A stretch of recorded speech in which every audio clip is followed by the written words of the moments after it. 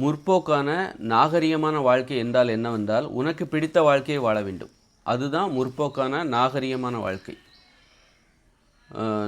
நான் ரொம்ப நாகரிகமான ஆள் அப்படின்னா, நாகரிகம் தெரிஞ்சவனா நீ அப்படின்னா என்ன? நாகரிகமாக தான் நீ வாழ்றியா? உங்கள் அப்பா அம்மா பார்த்து வச்ச பெண்ணை கல்யாணம் பண்ணியிருக்கிறியே, மாப்பிள்ளையை கல்யாணம் பண்ணிக்கிறியே, பிடிக்காத ஒருத்தரோடு வாழ்ந்துட்டுருக்கியே. அநாகரிகமான ஆள் நீ. பிடிக்காத ஒருவரோடு வாழ்வது, பிடிக்காத ஒரு தொழிலை செய்வது அநாகரிகமான வாழ்க்கை. அது பிற்போக்கான வாழ்க்கை. பிடிக்காத ஒரு தொழிலை செய்கிறது. பிடித்தாலும் பிடிக்காத தொழில். பழைய காலத்தில் அப்படி தான், பிடிக்காத தொழிலை அடிமையாக வேலை பார்த்தாங்க. ஆனால் இன்றைக்கி இருக்கிற காலத்தில் உன் பிடிச்ச தொழிலை நீ தேர்ந்தெடுப்பதற்கான சுதந்திரம் இருக்குதே, வாய்ப்புகள் இருக்கே, அவகாசம் இருக்கே. உன்னை யாரும் கட்டாயப்படுத்தலையே. எல்லாருமே வேலைக்கு போகிறாங்க. உன்னை எதிர்பார்த்து யாருமே இல்லையா? அப்போ உனக்கு பிடிச்ச வாழ்க்கை, உனக்கு பிடிச்ச தொழிலை உன்னால் செய்ய முடியாதா? அதற்கு கொஞ்சம் கஷ்டப்படணும். நாகரிகமாக வாழ்வதற்கு கொஞ்சம் கஷ்டப்படணும். இப்படி பிடிக்காத தொழிலை செஞ்சிகிட்டு இருக்க. சுத்த நாகரிகமே உனக்கு தெரியலையா? முற்போக்கே இல்லை, பிற்போக்குத்தனமாக இருக்குது. உனக்கு பிடித்தவரோடு வாழு. அதுதான், அது சாதாரண விஷயம் கிடையாது. அதுக்கு தான் தடை போடுறாங்க. பிடிச்சவங்களோட நாகரிகமாக வாழ்வதற்கு, முற்போக்காக வாழ்வதற்கு இங்கே தடை செய்கிறார்கள். உனக்கு பிடிச்சவங்களோட நான் வாழ விட மாட்டேன், ஆணவ படுகொலை அப்படின்னு சொல்கிறாங்க. காதலுக்கு எதிர்ப்பு தெரிவிக்கிறாங்க.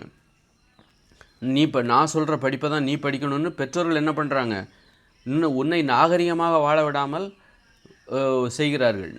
பிள்ளைகளை நாகரிகமான ஒரு தொழிலை செய்ய விடாமல். நாகரிகமான ஒரு தொழில்னா என்னது? பிடித்த தொழிலை செய்கிறது தான் நாகரிகமான தொழில். நாகரிகமான லட்சியம், ஒரு முற்போக்கான ஒரு தொழில்னா என்னது? உனக்கு பிடிச்ச ஒரு தொழில். ஆனால் பெற்றோர்கள் என்ன பண்ணுறான்? அதெல்லாம் கிடையாது, நான் என்ன சொல்கிறேன்னா அதுதான் நீ படிக்கணும். அப்போ அது அநாகரிகம். அப்படி நீ படிக்கிற அப்படின்னா, அப்படி ஒரு தொழிலை செய்கிறாய், எனது பெற்றோர் விருப்பத்திற்காக தான் நான் இந்த தொழிலை செய்கிறேன், எனக்கு பிடித்தது வேறு தொழில் என்றால் நீ வாழ்வது ஒரு அநாகரிகமான வாழ்க்கை. நீ வாழ்வது ஒரு பிற்போக்கான வாழ்க்கை.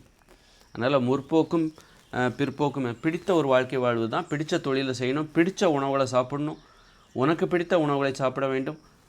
அப்போ நீ தான் சமைக்கணும். அதான் முற்போக்கான சமையல். முற்போக்கான சமையல்னால் நீ மற்றவங்கள எதிர்பார்க்குற அப்படின்னா, உன்கிட்ட எல்லோரும் இன்றைக்கி என்ன உனக்கு பிடிக்கும் அப்படின்னு கேட்டுகிட்டே இருக்க மாட்டாங்க. நீ தான் உனது உணவுகளை நீ சமைக்கணும்.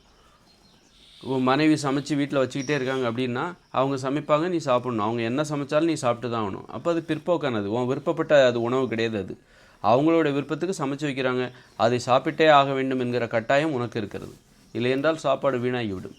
அப்போ அது பிற்போக்கான ஒரு சமையல், பிற்போக்கான உணவு. நீ உண்பது பிற்போக்கான உணவு. நாகரிகமான உணவு கிடையாது, அநாகரிகமான உணவு. அதனால் உணவை நீ தான் திட்டமிட வேண்டும். நாம் என்ன செய்ய வேண்டும் என்று திட்டமிட வேண்டும். நீ தான் சமைக்க வேண்டும். நீ தான் உனக்கு பிடித்த உணவை நீ உண்ண வேண்டும். உண்ணாவிரதம் இருக்க வேண்டும். நான் உண்ண விரும்பவில்லை, அதுதான் உணவு. அதான் முற்போக்கான ஒரு விஷயம். எனக்கு இன்றைக்கி சாப்பிடணும்னு தோணலப்பா அப்படின்னா உன்னால் இருக்க முடியுமா? முடியாது. ஆனால் வேலைக்கு என்ன சமைச்சு வச்சிடுறாங்களே உங்கள் மனைவியோ அம்மாவோ, அப்போ சாப்பிட்டு தான் ஆகணும். உண்ணாவிரதம் இருப்பதற்கு கூட உனக்கு உரிமை இல்லை. அப்போ நீ வாழ்வது ஒரு பிற்போக்கான வாழ்க்கை. உனது உணவை நீயே சமைக்கணும். இப்படி முற்போக்குன்னா என்ன, பிற்போக்குன்னா என்ன, நாகரிகம்னா என்ன, அநாகரிகம்னா என்ன அப்படிங்கிறத முதல்ல நல்லா தெரிஞ்சுக்கோங்க. பிடித்த வாழ்க்கை வாழ்வது தான், பிடித்த உணவை சாப்பிடுவது, பிடித்தவர்களோடு வாழ்வது, பிடித்த இடத்தில் வாழ்வது. எனக்கு கிராமம்தான் பிடிக்கும், நகரத்தில் மாட்டிக்கிட்டேன் பணத்துக்காக, வேறு வழி இல்லை அப்படின்னு வாழ்கிறான் பாருங்கள், அவன் அநாகரிகமான பிற்போக்கான அது வாழ்க்கை. உனக்கு பிடிச்ச ஒரு இடத்துல போய் வாழு.